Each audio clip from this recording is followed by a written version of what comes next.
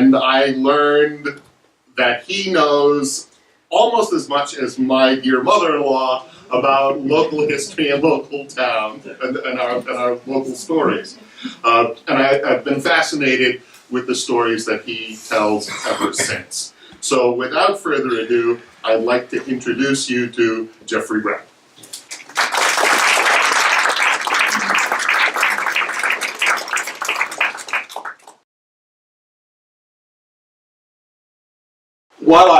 What I want to do this afternoon is basically this. I want to acknowledge some of the people that resulted in this, or that made this book happen. I want to, simply because I think it's useful to get your head back exactly the way things were, to take a look at what Lakeville was like in the 1880s, then to walk through the chronology with a few alarms and excursions as the subject matter seems to dictate. Finally, to ask the question that I just started asking about this, why exactly was it news? Why is this almost non-event in a little town in northwestern Connecticut front page news in the New York Times? Keep that in mind. And then finally, if time permits, I'll take questions and attempt to provide some answers. Since I have a tendency to run slow, I'm going to take my watch off and put it right down here on the desk so I can see what I'm doing. And with no further ado, get on to it. The book was written because Gene McMillan, the town historian, was asking me to recite some local history for the Oral History Project. It asked me about the Lakeville Crucifix, and I hemmed and hawed a little bit and came up with a very small partial answer. And she indicated pretty clearly that she was not satisfied with that answer. Eleanor Jenks, who was a teenager who has been an intern for my small local history business for a couple of years, was reading some preliminary text that I had tucked into a sort of expanded history of Trinity Church in Lime Rock in its environment. And she said very simply, this should be a book by itself. And I said, okay, Eleanor, I think you're right. I got encouragement along the way from Ed Kirby. Did I see Ed? Yes. Lulu Jerry, Father Joe Kernoff, who I don't believe is here. And I have to thank the Scoville Library and the Salisbury Association for putting the Connecticut Western newspaper online, searchable. That was a blessing. That was just huge. I want to thank somebody else too. She's in the room. Helen Klein Ross, who wrote a book of fiction about Irish Americans and old Lakeville families. At least it's mostly fiction. And Helen was doing her research at the same time I was doing mine. Neither one of us had any idea that the other was interested, that the other existed even. And finally, Dan Dwyer got us together on Robin Hood Radio and interviewed us about our books, and then finally got us together on Robin Hood Radio and interviewed us about our books. And that was kind of illuminating in itself. I mentioned the Scoville Library and the Salisbury Association. I mentioned Trinity Lime Rock Book Group because Tuesday night I'm going to talk to them, and they have all been instructed to read the book. So I will hopefully be able to go off into esoteric topics of how many crosses should a church have on its roof and things like that of interest to church people. The Lakeville Journal wrote a beautiful editorial, a beautiful review, which I'm totally indebted to them for. And of course, my wife, who is sitting down here, who has tolerated all of this and actually thrown in some pretty some pretty cogent comments on occasion. Lakeville in the 1880s. Remember, beautiful Lakeville started as Furnace Village, an industrial community around a Revolutionary War era blast furnace. However, by the 1880s, Lakeville had evolved into a market village with rather little industry. Simply the only big industry I was able to find, and that was relative, was the Holly Pocket Knife Company.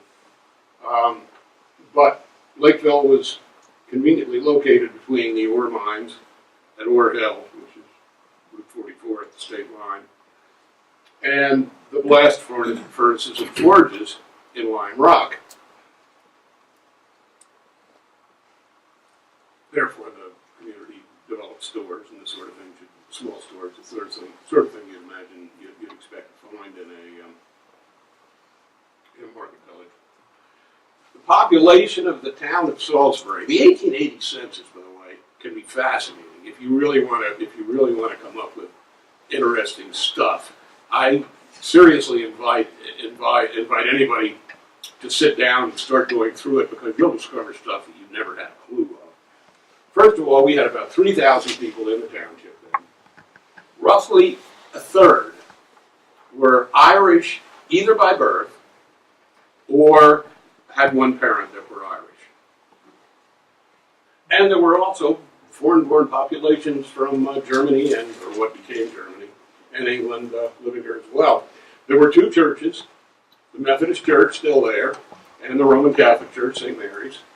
Between the town and elsewhere in the town of Salisbury, there were, as there still are, Congregational Episcopal churches in Salisbury Village, a Union Church in Chapinville, which is now Taconic, Episcopal Church, and a Union Church that was fading fast in Lime Rock Village, and there were 14 common schools, public schools, in the township, one of which was right in Lakeville. I love this map.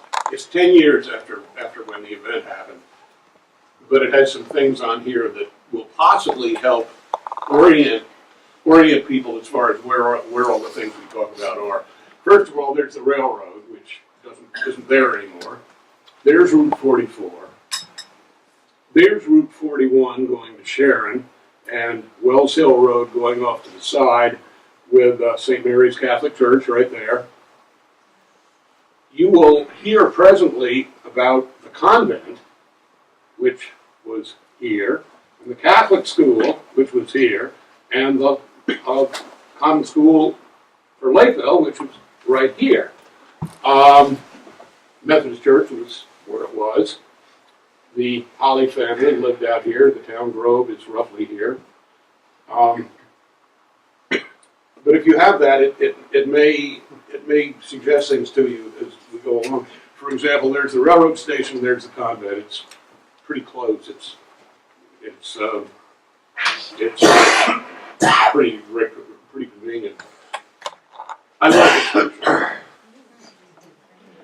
This was taken by Malcolm Dave Rudd, who wrote The Men of Worth of Salisbury Birth and did a fair amount of history collecting as well.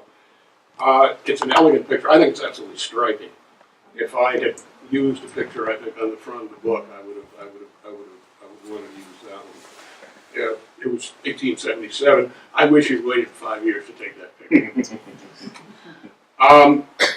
We do know that the crucifix in question was erected in front of the church somewhere in this triangle, but we don't know whether it was here. We don't know where it was.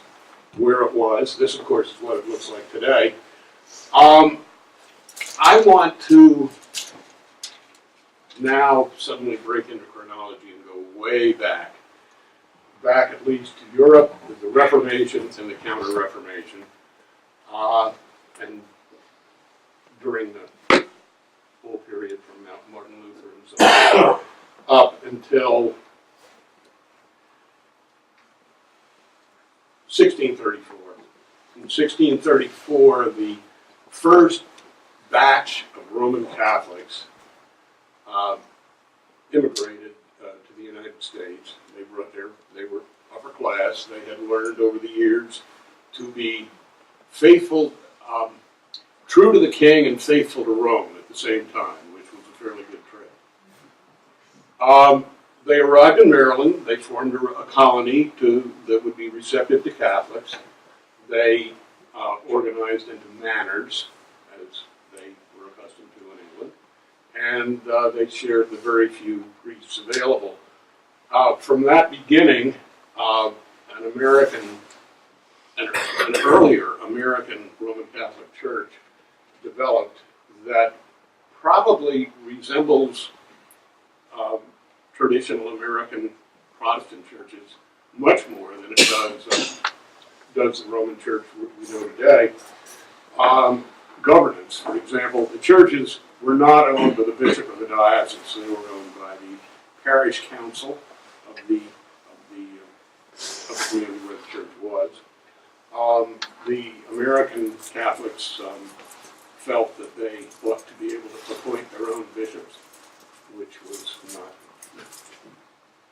not done. Also, there was a fair amount of openness to other faiths and quite a bit of intermarriage, and I think probably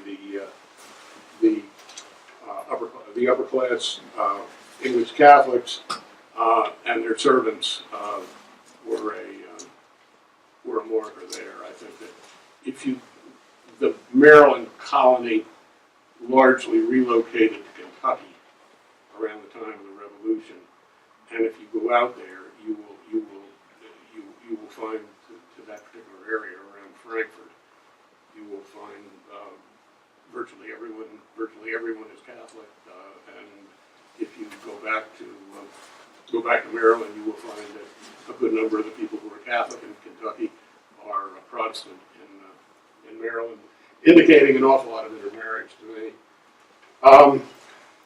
1815, there were 90,000 Catholics in America. There was one archdiocese and 4 dioceses, one of which was the Diocese of Frankfort, Kentucky. In 1818,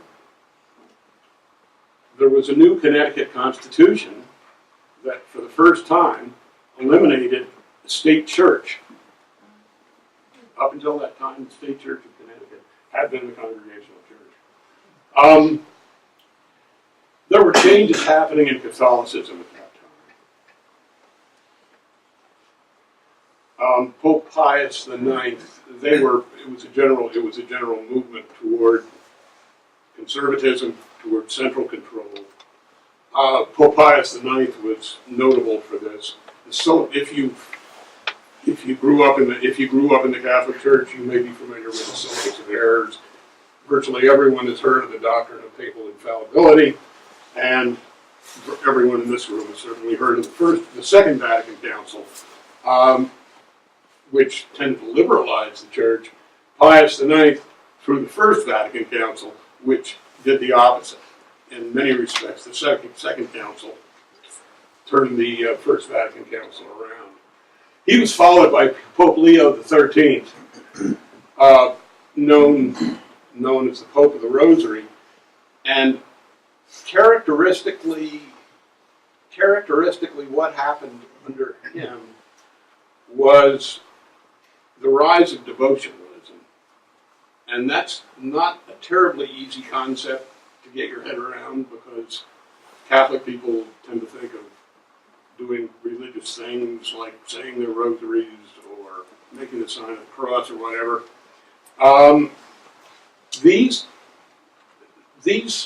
tended, the idea of devotionalism is that there's liturgy, which at the time was required an ordained person to conduct it, was conducted in Latin.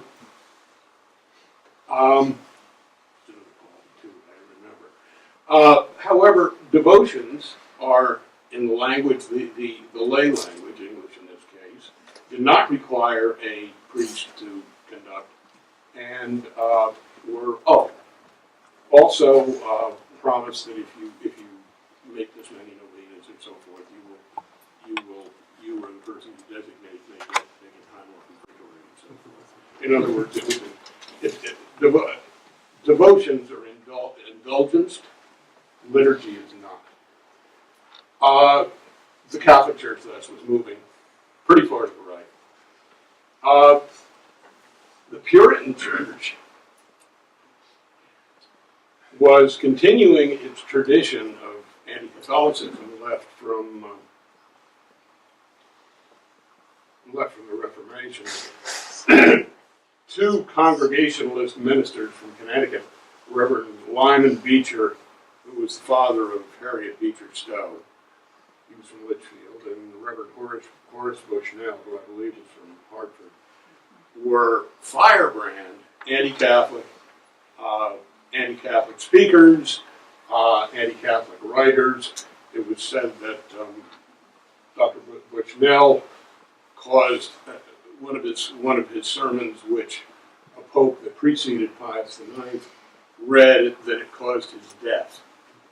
It was pretty fiery stuff. You've heard of Samuel F.B. Morse, the guy who basically didn't invent, but who made the telegraph a viable means of communication. He was a virulent anti-Catholic. Who knew? I didn't. And he probably, had he not invented the telegraph, he would be known today as a propagandist. By 1840, there were 663,000 Catholics in America, and in 1845 to 1852, the Irish potato famine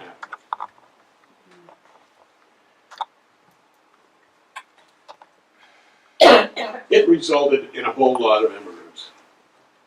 And as you look at the list of things that the literature tells us about these immigrants, you may detect parallels with other immigrant groups that have come to the United States and what people say about them. In this case, a large percentage spoke Gaelic, or spoke Irish. Others, instead of English, others spoke English with a dialect and with a heavy accent. A vast majority of this particular crop of immigrants were farm workers and, were menials. Almost all were absolutely impoverished, nearly beyond belief. You can read some of the literature of the potato famine in Ireland and read some stomach-turning stories about finding corpses by the roadside with their mouths turned green from trying to eat nettles to survive, things like that. Illiteracy was the norm. As a matter of fact, if you look at that 1880 census and you look at the people who were born in Ireland, characteristically they were the columns cannot read or write, but characteristically those columns were checked for those individuals. Many were ill or showed effects of poverty. There was an expression that I was aware of called the bandy-legged Irishman, and I think that probably reflects having had rickets as a child. Also, the Irish were a little different. This crop of Irish were a little bit different from previous immigrant patterns in that they tended to stay where they landed. They might stay in New York, Philadelphia, Boston, Baltimore, whatever port of entry it was, which created an environment where you've got a lot of very, very poor, you've got a lot of very poor people packed together, and it can be somewhat explosive.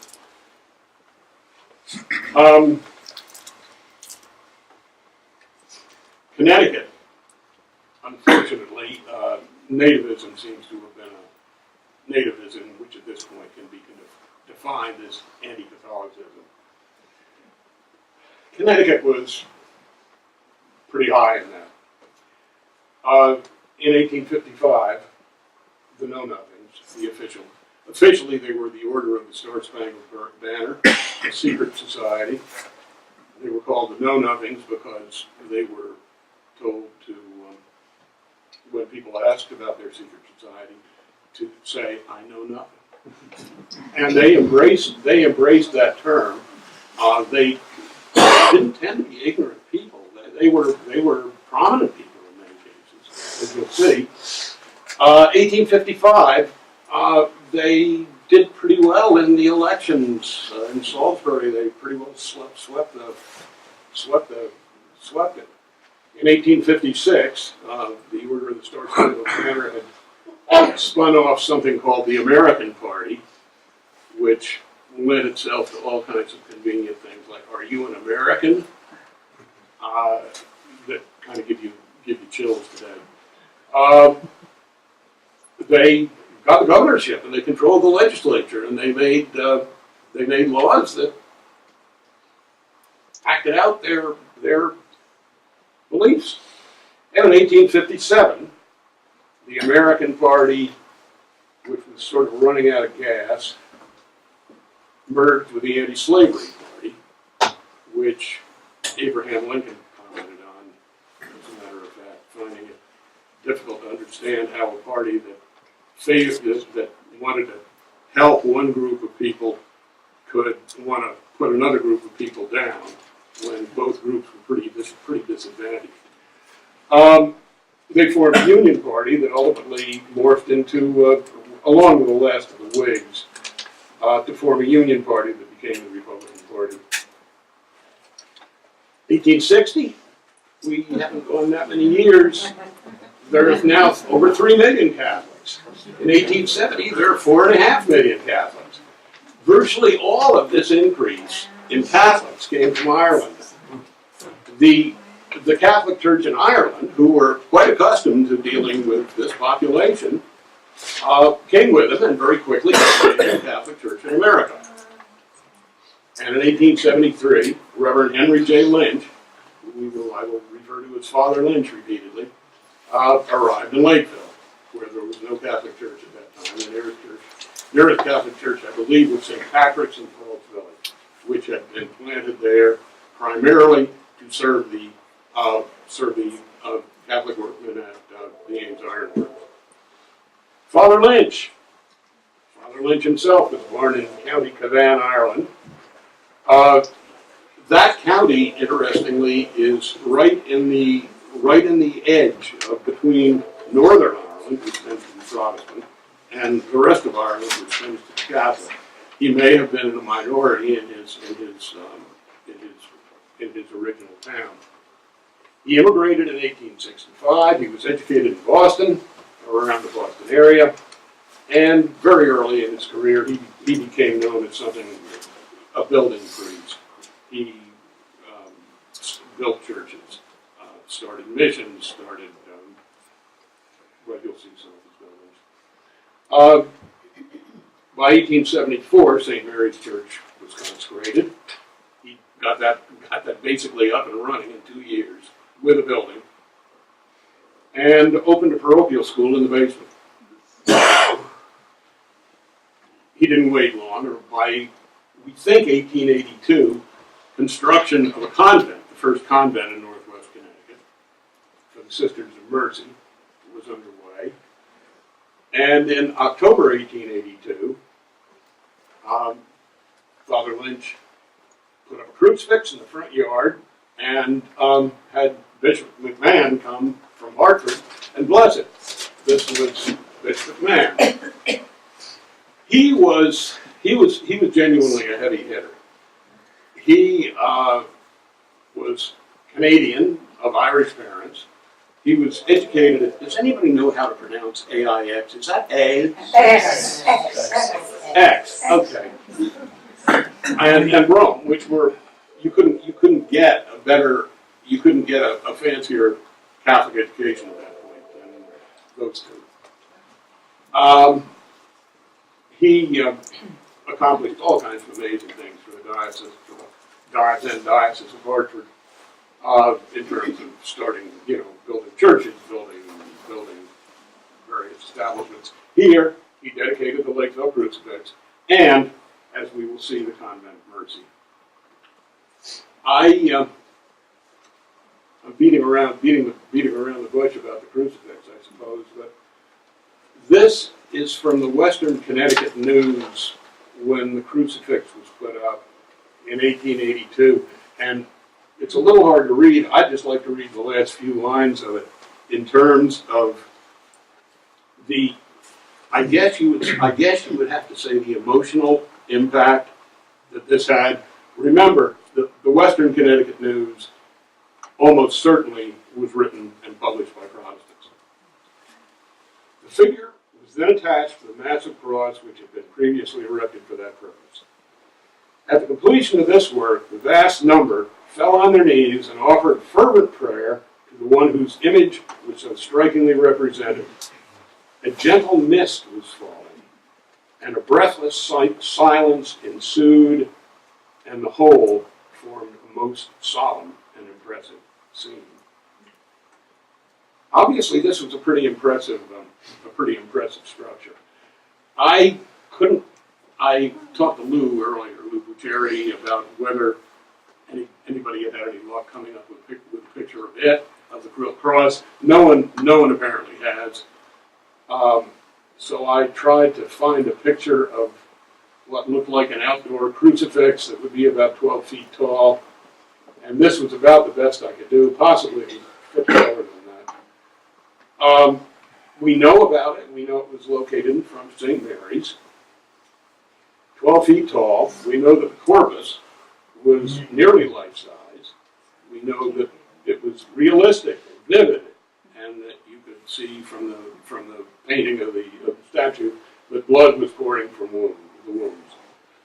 And it was also a significant enough building, if you wish, that the bishop traveled out from Hartford to bless it, which was no small undertaking. Anyway, now we get down to the fun part. It's 1883. The crucifix is in place. The convent is nearly completed. The Protestants are increasingly unhappy. That month, the Protestants met and wrote a petition, a respectful petition, to remove the crucifix. And it got more than 70 signers in Lakeville. And a delegation presented the petition to Father Lynch. This is the guy who led the petition, led the delegation. That is Governor Holly. He was at that point principal of the Holly Knife Company. He was a descendant of the Holly family of iron fame in Salisbury. He was a Congregationalist, and I have to say, I came away from this incredibly impressed with his political wizardry. Here, in 3 years, I defy. If anybody can come up with someone who has done this much politically in 3 years, I would like to know about them. In 1855, he was appointed Lieutenant Governor of Connecticut by the Whig Party. They didn't elect the governor at that point. They were appointed to the legislature. In 1856, he served as the state chairman of the American Party, in other words, the Know-Nothings. To hold a position in the American Party, you had to be a second-level Know-Nothing. You had to be second-order Know-Nothing. And then, in 1857, the third year, he's elected governor of Connecticut by a fusion party that becomes the Republican Party. So, in 3 years, three state-level offices, one person. Does anybody come to mind who has ever done that in the United States?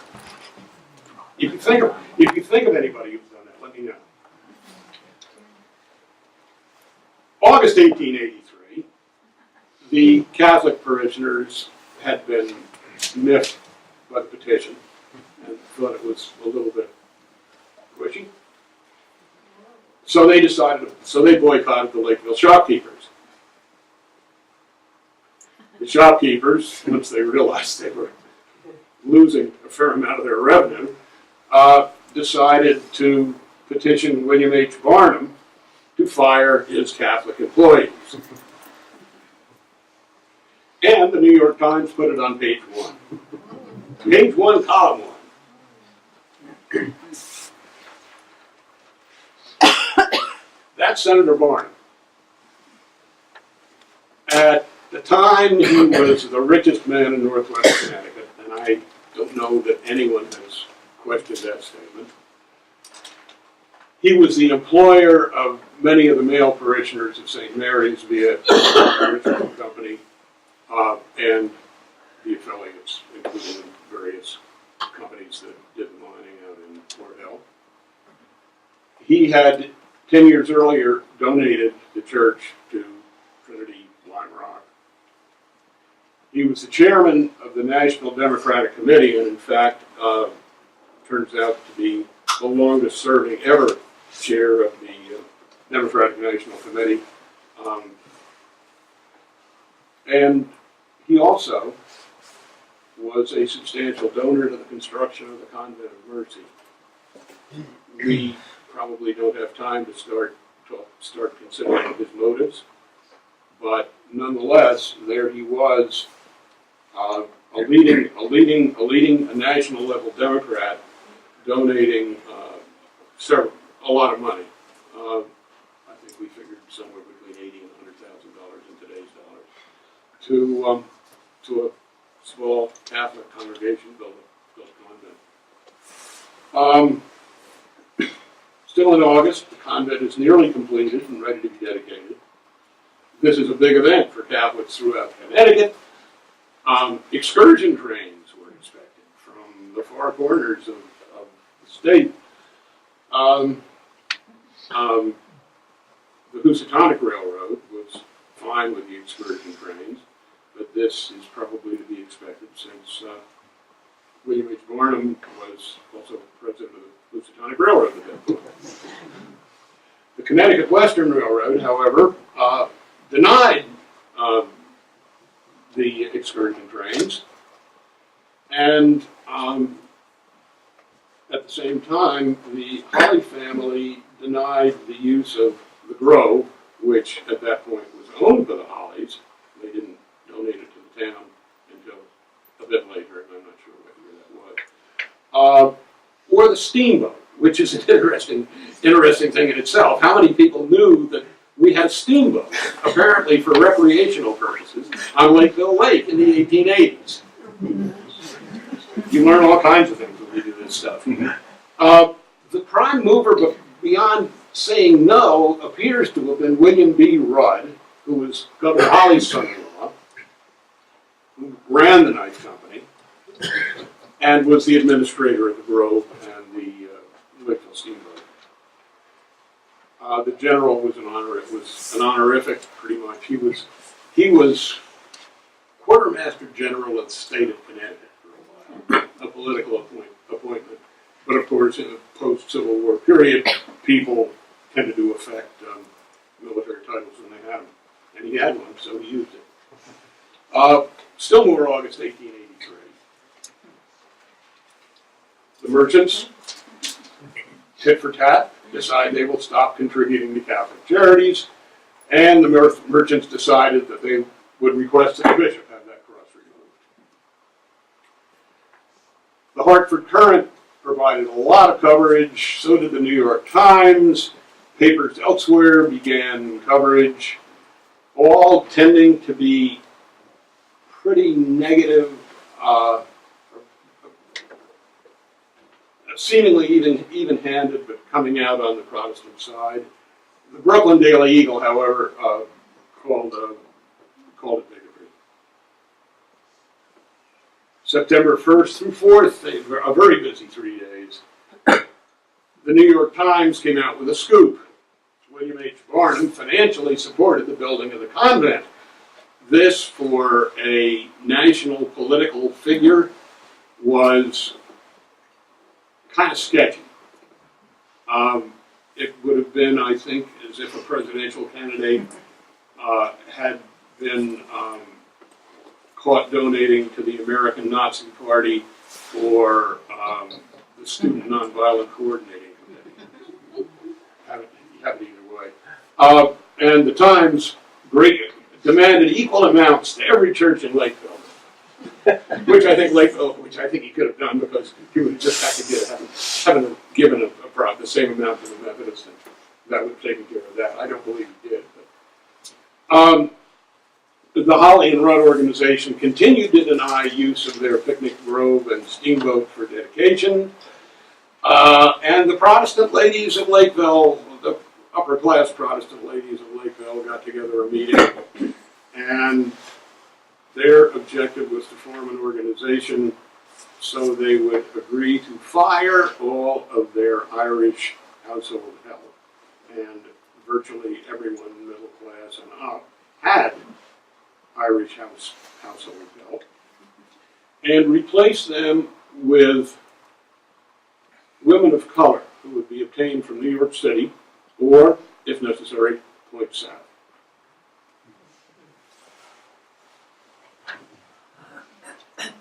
On September 5th, the bishop shows up. He dedicated the Convent of Mercy. He did not mention a word about the crucifix. And of course, no one asked him. He was the bishop. The excursion trains ran, and I kind of have a feeling that Senator Barnum may have had a hand in that decision. Although I'm not sure what his ownership stake was in the Connecticut Western. I think he was on the board. The Winstead Brass Band came and played. I think that at that point we did not have a town band here. There was a town band in Canaan, but the press gave them lousy reviews. The Winstead Band apparently was successful.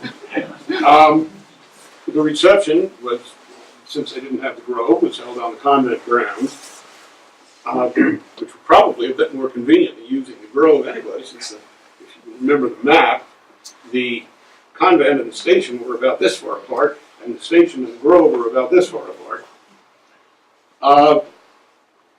There was extensive New York Times and Hartford Courant coverage, the first international press coverage from an Irish paper.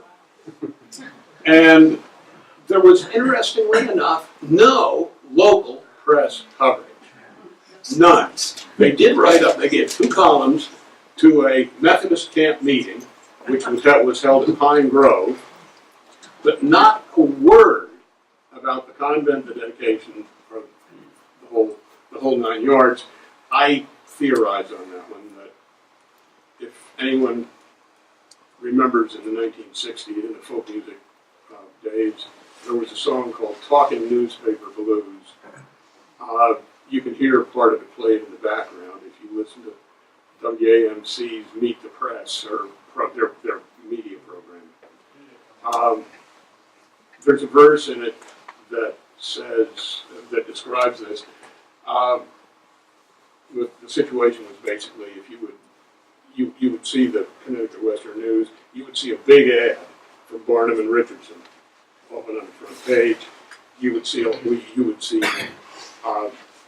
classified smaller ads from Lakeville merchants, and the verse, which I'll recite, goes: "But publishers have worries, for publishers must go to working folks for readers and big shots for their dough." Maybe that discretion was the better part of valor in terms of articles about the convent. Here's the way it looks today. The Masonic Temple appears to have been the Lakeville School. That building was the parochial school, and the big building with a mansard roof back there was the convent. And I was quite interested to see all this and see how closely they were juxtaposed. That's done. The story should be over, right? In 1883, Father Lynch decided to run for school visitor, which was the school, basically the school board. And there was some issue with that. He was not perhaps qualified to judge Protestant schools, or since his parochial school was already taking sizable numbers of students away from the public school, the question was whether he should actually be a school visitor. With a little electoral legerdemain, he was elected and served. More media coverage came out on the whole issue of the household servants. And late October, the media reported that all the Catholic children were now attending the parochial school at the convent instead of the town public schools. You would imagine in areas where there had been heavier concentration of Catholic families, for example, the York Hill area, without naming them, they mentioned that there were schools where there had been 40 students, where there were now 2, and that sort of thing.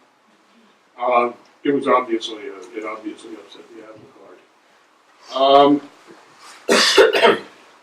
Finally, a paper in Pittston, Pennsylvania, which is near Pittsburgh, a weekly, came up with this headline, which is it's remarkably terse and says an awful lot. Know-nothingism, a revival of religious prejudice and intolerance. Remember, this is 30 years after the Know-Nothings. The now famous crucifix case of Lakeville, once more before the public. No more Catholic servants to be hired. And now it begins to spread. November, the New York Times reports that Protestants in East Canaan, and East Canaan, of course, is where the Beckley furnace and the other furnaces in the Barnum and Richardson's East Canaan works were located, replaced the Catholic women who were teachers in the local public school with Protestants. The East Canaan Catholics then decided to boycott the Protestant East Canaan grocer and do their shopping in Canaan. And finally, and this one really started me thinking, the article noted that Italian workers had begun to arrive in East Canaan and Irish workers were now leaving. And this may be, there's more than meets the eye there, but I haven't run it down yet. January 1884, the New York Times basically signed off. They summarized the situation. How do you like the obnoxious crucifix?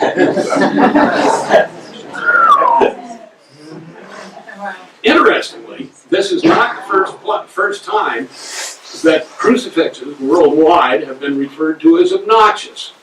It was apparently a fairly, from what I could see, just in using newspapers.com and looking for obnoxious crucifix, I found instances in England, I found in Northern Ireland, in Ceylon, now Sri Lanka. Obnoxious does have two meanings. The archaic meaning is exposed or vulnerable. Whether that contextually this is the term today grates, I think, on most people. And that's 1887, Father Lynch, having done his work in Lakeville, becomes the rector of the largest parish in Bridgeport, which is probably the largest parish in the state of Connecticut. And a new priest arrives who removes the crucifix and moves it inside. And Helen, in your book, you refer to a conversation that may or may not have happened between a Lakeville Protestant and the priest, who that the crucifix ought to be taken down, and perhaps this was the conversation. It wasn't with Father Lynch. It may have been with its successor. Connecticut Western News in 1888. Things can move slowly occasionally. 3 local Protestants have discharged their Catholic household help and plan to employ, quote, ladies of color. By 1920, the convent and the parochial school had both closed and the buildings were sold. And in 2018, the parish of St. Mary was suppressed, and I think that's a technical term. And it became part of the parish of St. Martin of Tours. There's just a note or two on Irish immigration. We're talking about really huge numbers of people. We're talking about changes that took place rather quickly in the Irish population in America.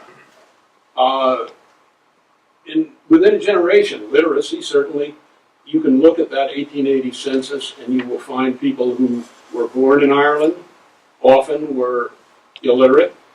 If you look at their children, they were not illiterate. I can only assume that that was characteristic elsewhere. When we lived in New York City, some of the departments were still heavily Irish. And, there were some cultural artifacts, such as strict Catholicism and devotionalism, retained, and to some extent still exist, I think. And the lesson learned is probably that full cultural assimilation in the United States, especially of large groups, takes generations. And the other lesson perhaps is that nativism dies hard. Finally,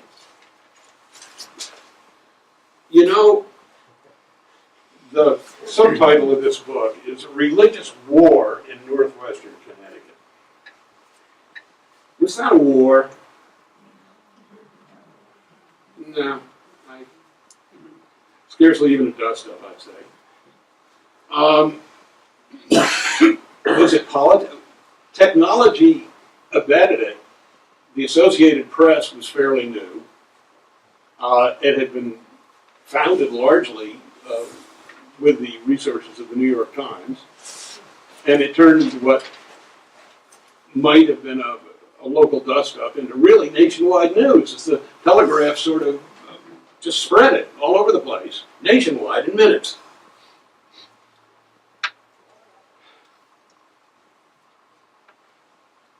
The New York Times, at that time, was a Republican paper. The editor had tangled with William H. Barnum 2 presidential elections back, and I believe the 2 had nearly come to blows. Barnum was a very active party man and a very enthusiastic party man, and the Times was pretty convinced politically, and the Times rarely missed an opportunity to embarrass Senator Barnum if it possibly could. And nothing like a religious dust-up in its backyard to be, mildly annoying and embarrassing. Interestingly, when President Cleveland was elected, and Barnum was his campaign manager, the New York Times supported Cleveland as well. And I kind of wonder if the Times didn't drop the whole Lakeville Crucifix thing because they were getting ready to cooperate with Barnum. I've begun to look at this whole religious war as basically something of media creation, something one could almost see today. I don't know. I don't have a conclusion on that, but it's become something that I tend to think about. You want to listen to me. You want to listen to Helen Klein Ross, the author of The Latecomers, who this book that was fiction, but actually made the people in my book come to life, I think. Under Dan Dwyer's guidance, there are 3 podcasts you can listen to there. You can buy a copy from Dan is graciously selling them, or at least holding them there, at Johnny Cake Books, and we'll send you one if you come in. Amazon, and finally I have a few here if anyone is interested. And that is pretty much what I have. I have Jesus, I have 5. How did I? I love to talk. I have 5 minutes. Who has a question?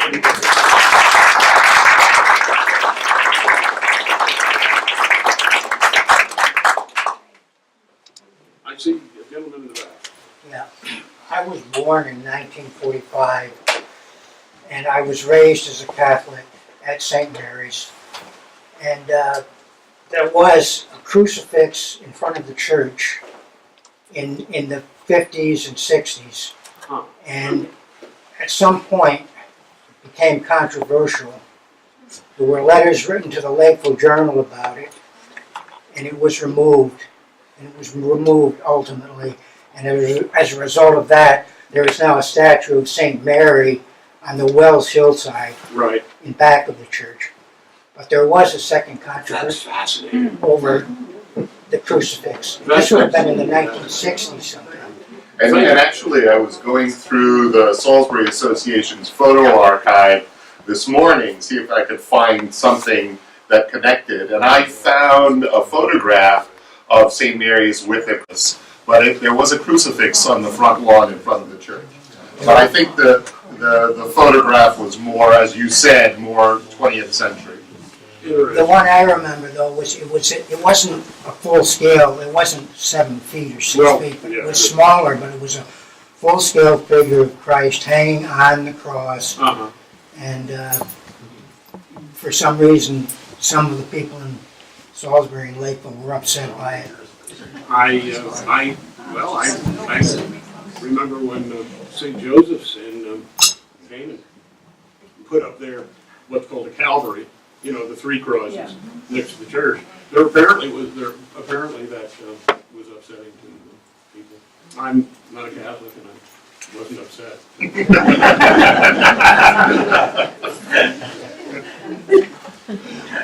Anybody else? I see one. Yeah, I just want to tell you, I read in the Connecticut Western, I forget the date, but it was on I think it was on the front page, but it mentioned the crucifix, and people are objecting to it because it spooked horses and they bolted. I missed that article, but that's a great one. That's a great one. I love that one. I'm going to have to remember that. Thank you so much. Anybody else? Wait a minute, I saw a hand. Can we talk, I love the book, and it's really interesting to me how it narratively pulls you through. Could you say something about, you didn't just write history, you wrote a story, and can you just talk about that? About how you, because many people have really interesting facts in their lives, but they can't write a book about it, so. Oh, that's a good question. I will tell you I will once again throw Eleanor a bouquet to Eleanor James. She and I talked about how to write this thing, because we really had chronology, a lot of chronology, and we had some issues that you really had to be aware of to interpret the chronology. Nativism, changes in the Catholic Church, the nature of Puritanism, Congregationalism in Connecticut,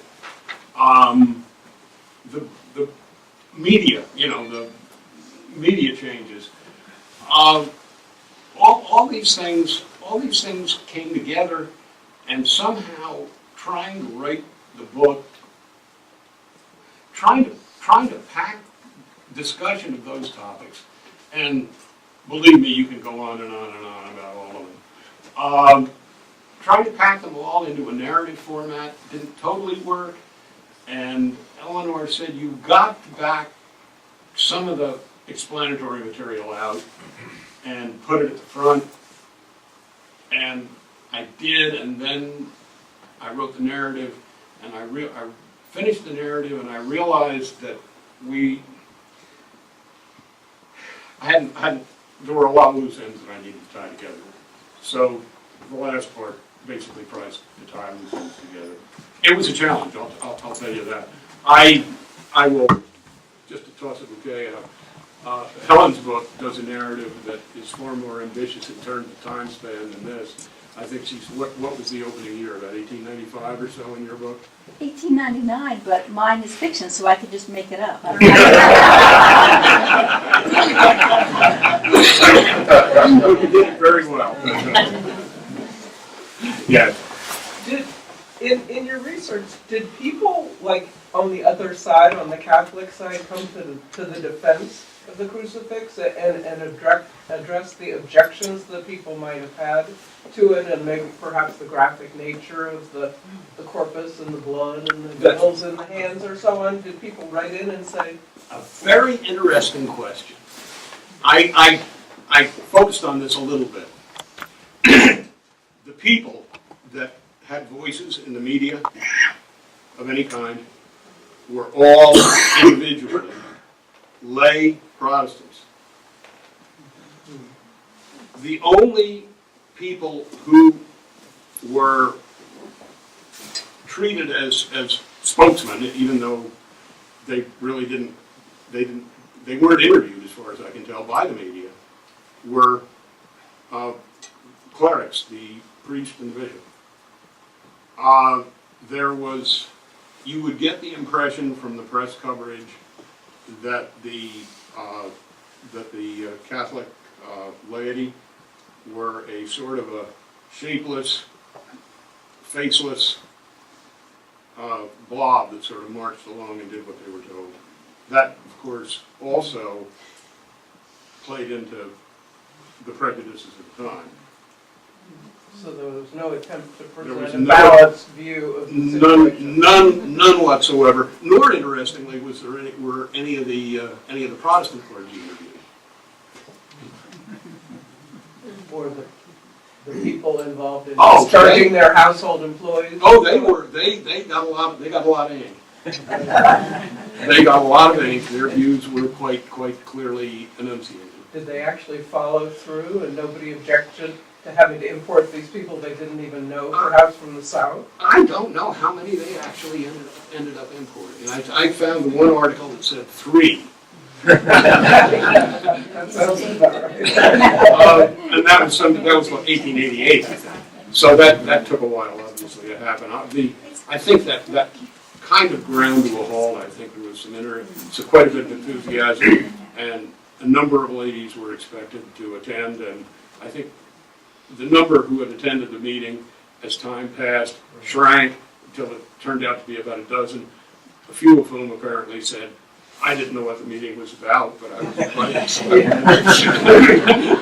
Because that would be a big deal to discharge a member of your family effectively. You know, your health was part of the... Well, absolutely right. And when you consider that many of these people had fairly close relationships with their health. Of course, yeah, to put them out into, Sure. you know, destitution or whatever. Absolutely, and bring an entirely new face in. Right, they wouldn't readily find another job somewhere. Right.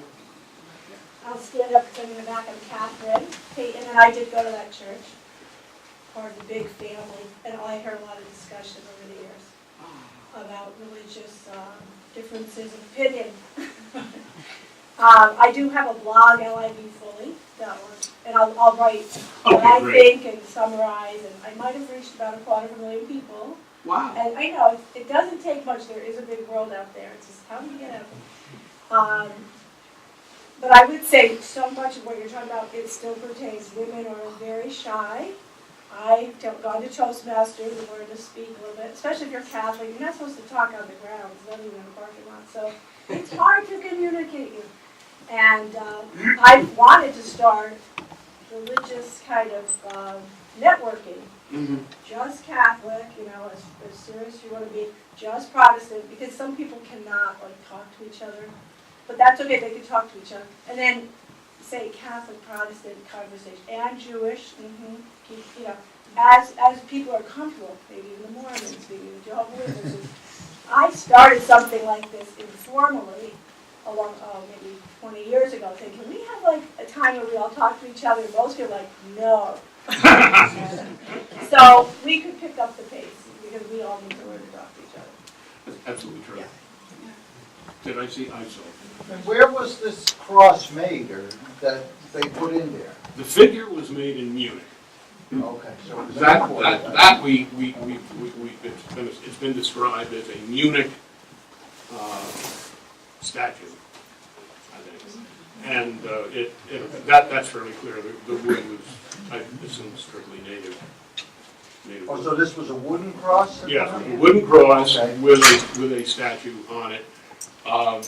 Lou, are you gonna tell me that you believe that in fact is the cross, is the figure in the church or not? Yes, Ah, okay. We've discussed this. we have discussed this. Anyone who goes to St. Mary's knows that there's a large crucifix with a corpus on it, mounted on the wall back behind the altar. I don't have any documentation to support this, but if you read the articles in the newspapers that describe this crucifix and its corpus, and if you take a look at what's on the back wall at St. Mary's, Yeah? it looks exactly like the description. I've heard stories through others. I heard one story that Father Joseph Forte, made it very clear to a number of young people that that crucifix is the one that caused so much controversy in the 1880s. But there's no paperwork, there's no evidence to necessarily support that cause. But it certainly, the description matches what you see when you look at that. And a quick funny story, I was talking with a lady who came to town in the 60s with her family, and she mentioned the fact that the crucifix at that time was in the front of not in the front of the church, but by the front door. And it was always very interesting to see the older Catholics who would come in such reverence, and they would kiss the corpus and they would touch it and things along those lines. And then she chuckled and she said, and the little kids who walked in made a beeline to go as far around it as they possibly could. But yes, I think it is the crucifix. So if you want to come into the church and take a look at it, you're welcome to do so regularly. Yes, ma'am. Lou, do you know what kind of wood the corpus is made of? I don't believe that the corpus is made of I don't wood, but I'm not sure about that. Carved in Munich. We don't know if it was carved. It may have been cast. There's a big difference. It's Yes. yes, but it is clearly an item of value that we recorded, And it is very lifelike, and it's life-size, too. But it's not wood. I honestly don't know, because it is on the wall behind the altar, so it's not something that is easily approached, especially without a ladder. Yeah, so, I love that crucifix.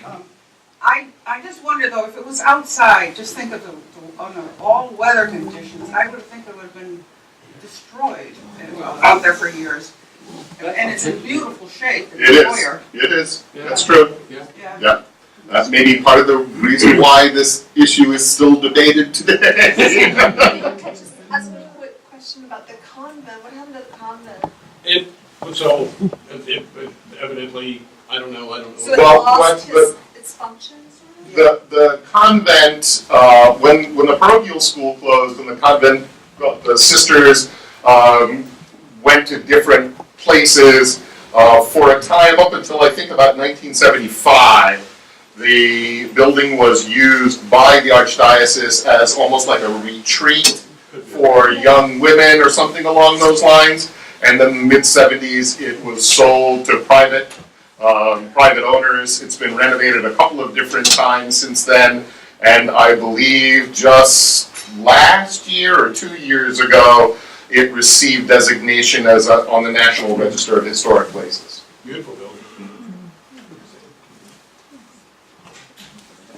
I just wanted to say something. The lady was asking about the wood and its remarkable shape. There's one thing that's possible. That might have been made out of primary growth timber. And primary growth timber behaves much different than the secondary and other timbers that we're used to today. And there's quite a few primary growth artifacts out there that are still in fine shape. even though they've been out since day one. So that may have something to do with it. Maybe.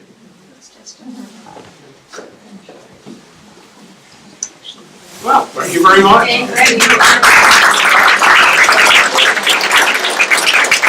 Ladies and gentlemen, clearly we have an interesting group of history people.